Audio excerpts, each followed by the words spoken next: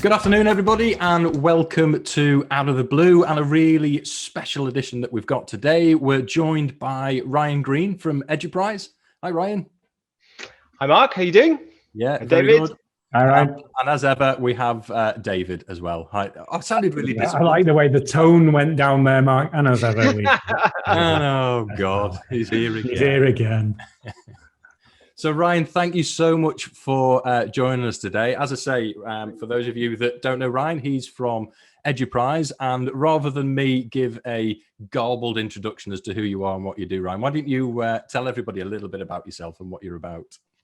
Thanks a lot, Mark. Well, Eduprise primarily we're around marketing and communications for multi-academy trusts. But I think our little twist is that we've got a very digital focus. So a lot of the team are made up with, I think nerds, geeks, people that are lovers of technology, and we use that to help multi-academy trusts and schools around marketing and communications. Brilliant. Well, that was nice and succinct, and definitely a better job than I would have done. And I think the thing that struck me most, Ryan, when we started chatting, and we've talked about a number of projects to date, was that focus on technology and your ability to provide in-depth information to schools and show them how they can use that. So my sort of first question is how you think technology can help improve admissions for a school.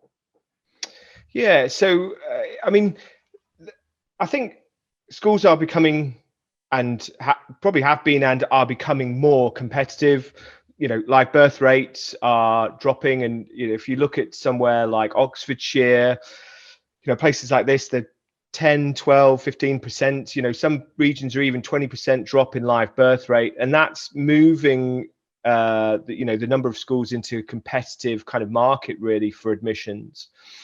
I think the thing for me is there's a couple of elements of marketing. There's the brands, there's the style, there's the imagery, there's the kind of vision and values and all of that supports. And, a lot of the work that you do, which we think is fantastic, is around that aspect. But for me, there's the lead generation piece in marketing. It's how you go and take that brand and that styling and that imagery and that logo and that prospectus, and you take it to that person, and how do you create a call to action that then basically moves through what is effectively a sales funnel or admissions funnel through to somebody completing their admission form during the admission season. And I think that just to add to that, there is a huge market of people available, that have children that are now able to make a decision about where they're going to send their child to.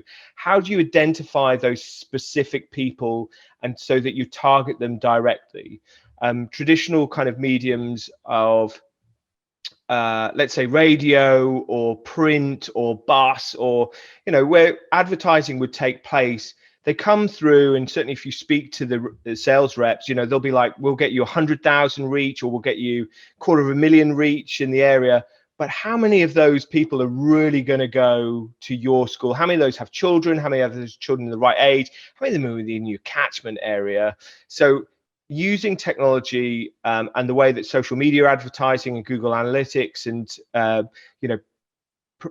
boosting and geo-targeting and interest targeting, all this functionality that's now available with digital advertising, we can use that to pinpoint specific audiences that we want to see this admissions advertising, that we want to see this brand, that we want to see these great news stories, make sure that they're aware of that. But then, as I mentioned before, creating that call to action so that we're feeding them into a funnel of engagement, where we're picking up and sending them either more information, we're inviting them to the school to have a look round, to be part of an open day, and just nurturing that kind of relationship with that parent until they get to the point where the admissions window opened.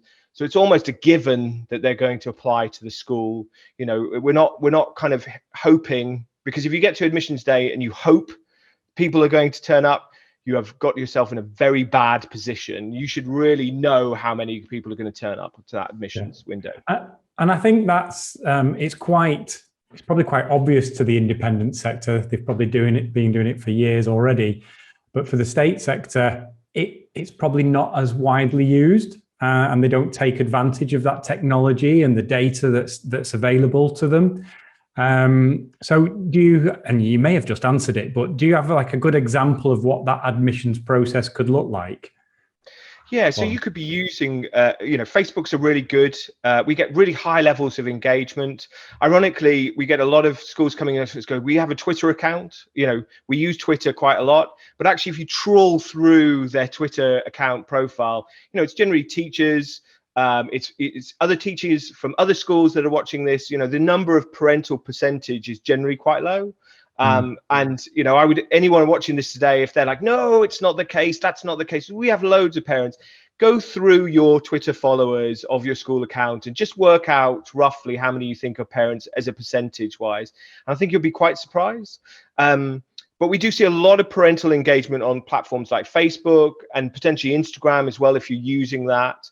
And the targeting for advertising or promoting posts, which boosting posts or paid promotions, is brilliant on that. So you can literally put in a postcode and say, I want, within a 10-mile radius of this postcode, or I want it within this catchment area. But then you can look at like the demographics, so you could capture within an age range. So if you know roughly what age range parents are going to be looking around, and also interests as well, if they've got particular interests around children, learning, education, parenting, those sorts of giveaways.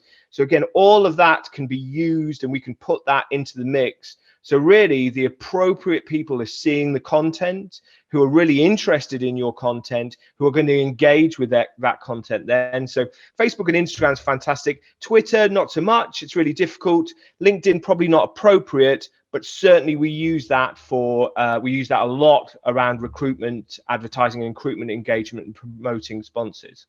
Oh, so there's two quite different things there, isn't there? The recruitment of staff, some using a platform like LinkedIn, and then Facebook, Instagram for parental engagement, potentially.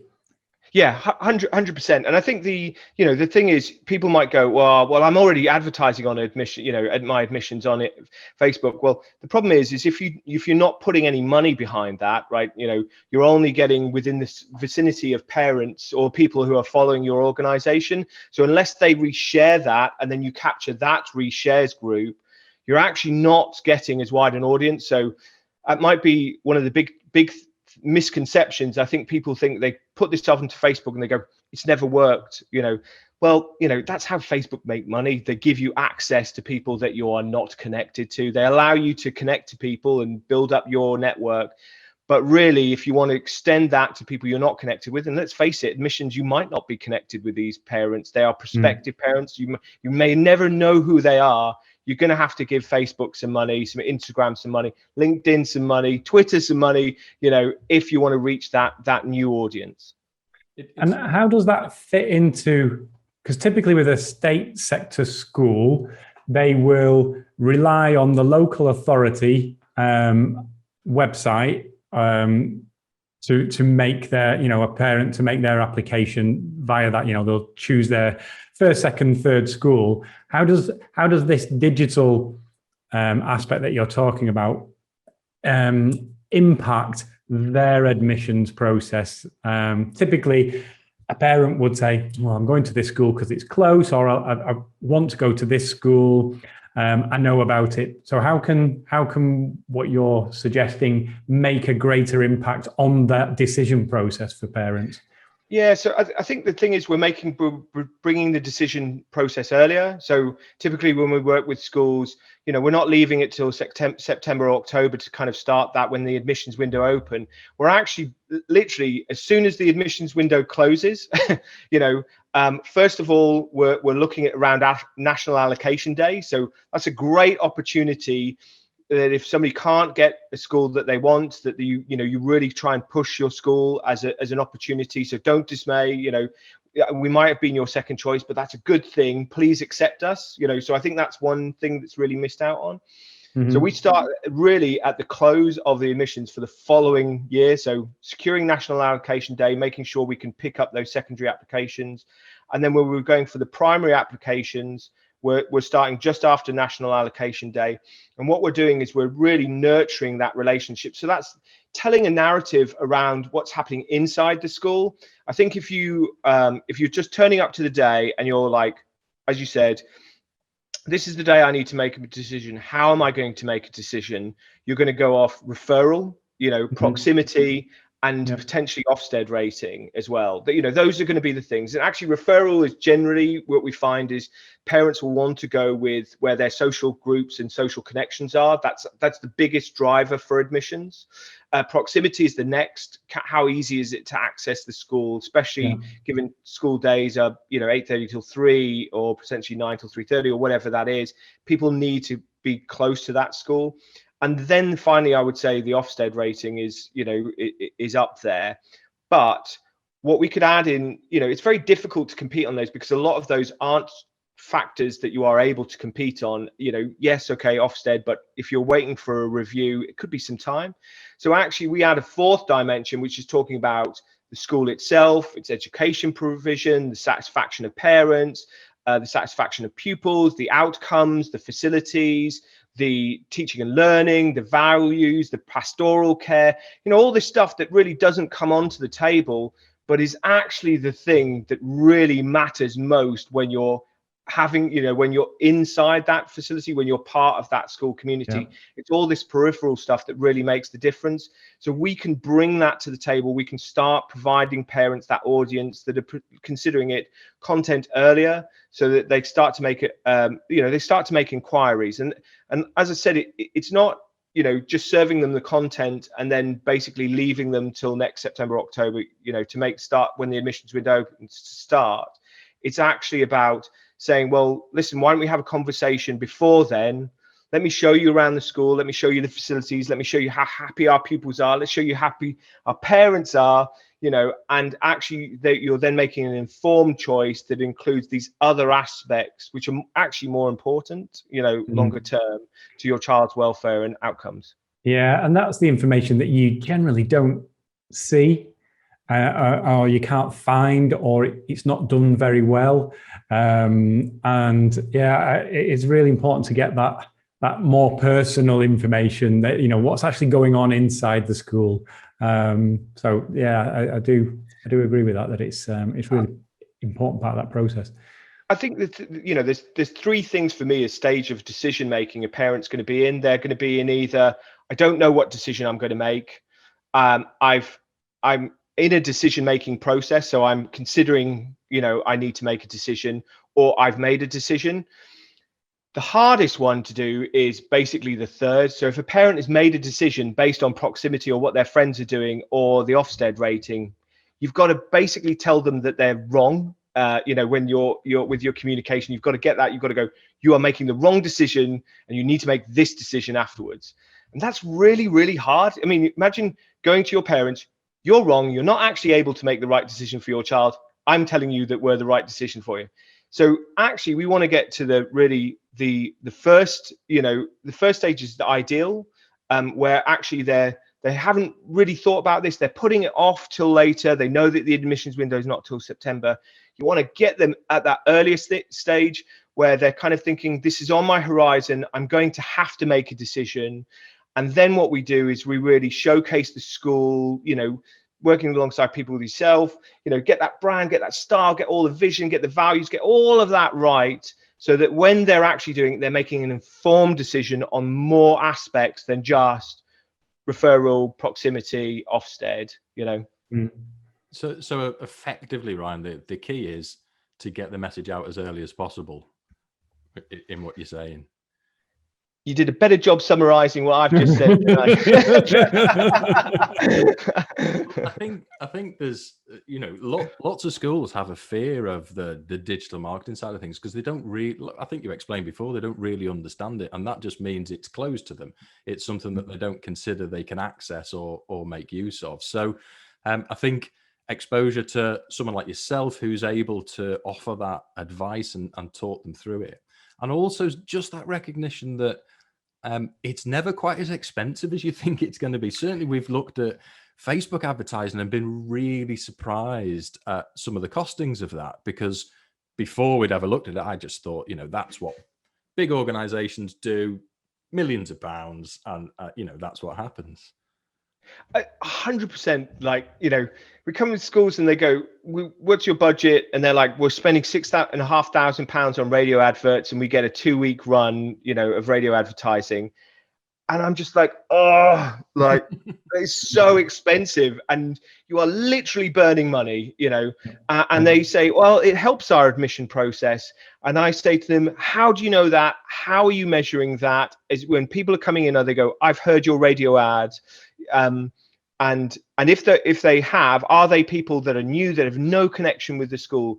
Generally, I find no one's recording that information, and secondary, it's dubious, whether that's actually had any direct influence. With digital marketing, with using platforms like social media, using Google, we can literally track the day and the time that person basically bounced from social media onto the school website, filled out the inquiry form.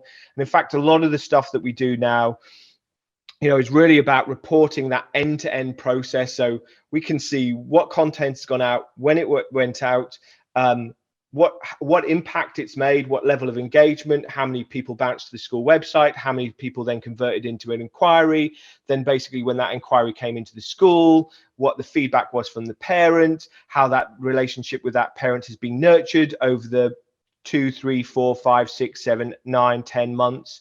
And then basically whether they've actually been admitted. And we're now using things like Power BI to generate dashboards for multi-academy trusts that can have that oversight over their portfolios of schools. Like I said, ultimately with the aim of getting them to the point whereby they know prospectively how many admissions they should be, receiving, both internal and external as well. Brilliant.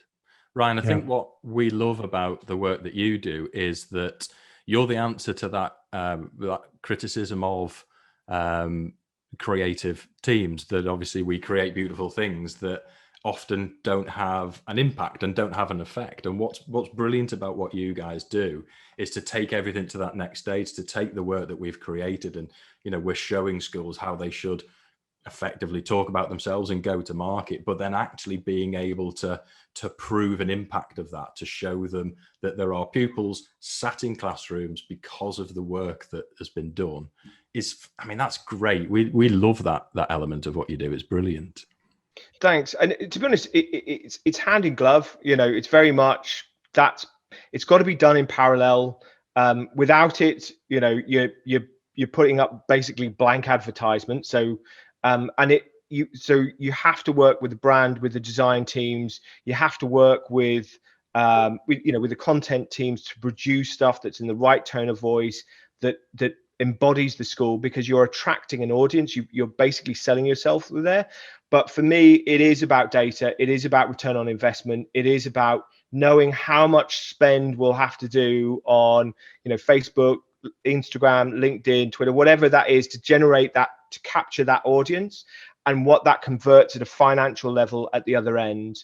And I very much see us kind of working, alongside, like you said, groups like yourself, and taking it to that next level by making sure that this artwork, this brand, gets in front of the intended audience and sees what the impact of that will look back, and potentially feeding back that to yourselves and going, this worked really well, this had, it's market engagement, this didn't work so well, we need to do more of this thing and less of this, can you help us out? And we iterate.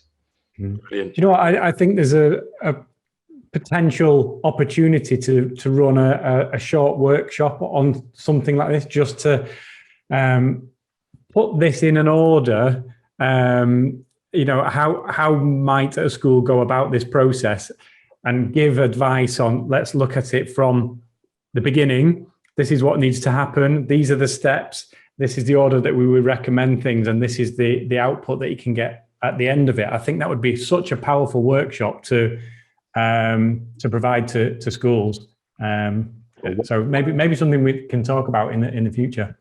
Definitely, you have to keep me on the. Go on, Mark. Sorry?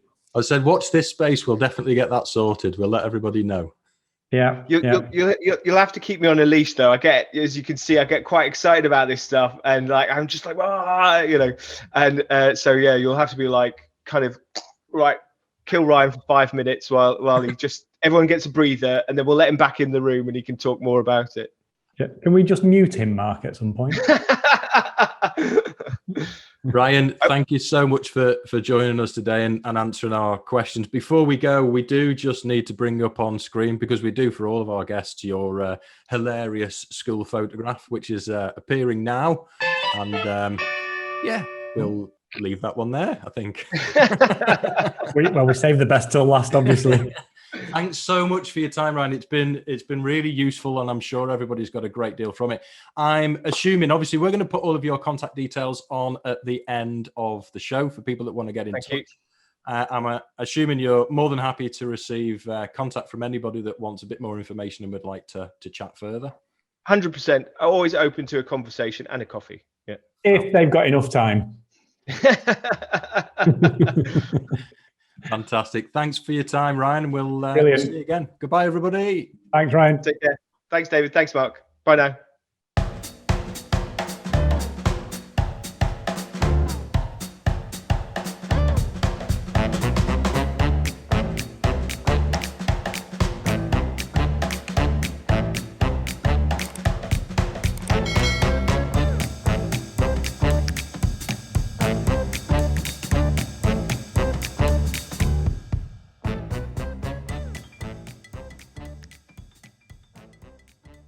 Thank you for watching Out of the Blue, and I hope you enjoyed it. Please subscribe and leave a comment below, and please ring the bell for notifications. I hope I will see you again soon. Bye!